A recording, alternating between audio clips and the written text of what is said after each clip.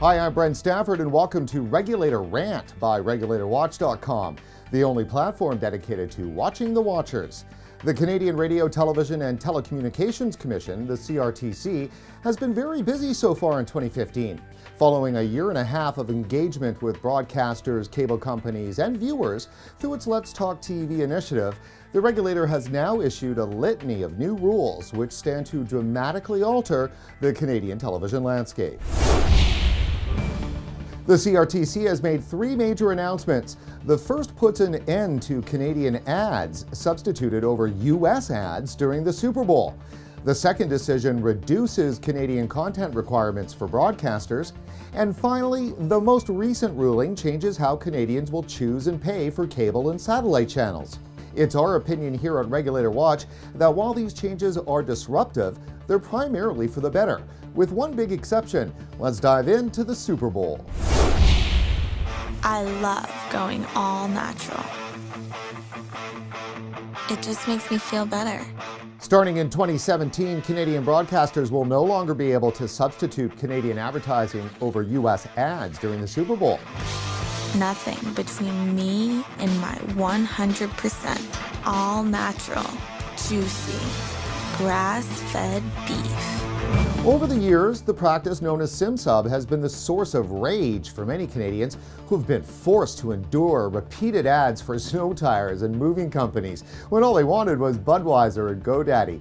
The CRTC says the Super Bowl season is the busiest time of the year for the regulator in terms of complaints. I can understand that. Personally, for myself, missing the U.S. Super Bowl ads each year has been a real gripe of mine ever since I was a kid. I always felt like I was missing out or being cheated on a major cultural experience. As recently as a few years ago, I would have said that these are good changes. Today, not so much. In a fractured media landscape with the distractions of social media on top, it's next to impossible to aggregate a large Canadian audience on a regular basis. The Super Bowl provides just such an occasion. Canadian companies and brands should not be deprived of the opportunity to present their products and services exclusively to Canadian viewers who are, after all, Canadian consumers. This new policy is short-sighted and could undermine the Canadian economy.